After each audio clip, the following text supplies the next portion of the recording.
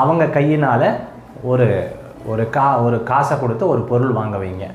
இது ரொம்பவுமே விசேஷம். நம்பர் 1.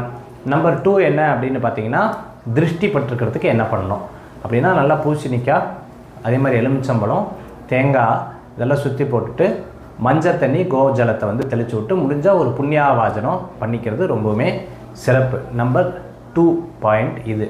நம்பர் 3 பாயிண்ட் வந்து பார்த்திங்கன்னா, இந்த இடத்துல நம்ம வந்து அந்த இடத்துல வந்து மாற்றங்களுக்குரியதாக நம்ம மாற்றணும் அப்படிங்கிறது, வீட்டில் ஒரு குபேர பூஜையோ அல்லது மகாலட்சுமி பூஜையோ பண்ணி அந்த காயினியோ அந்த குங்குமத்தையோ எடுத்துகிட்டு வந்து அந்த இடத்துல வைங்க.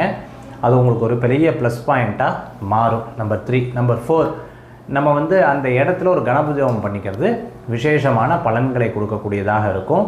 நம்பர் 4. அதுக்கப்புறம் இனிமேல் திருஷ்டி வராமல் இருக்கிறதுக்கு நம்பர் 5 என்ன பண்ணணும் அப்படின்னு கேட்டிங்கன்னா, ஒரு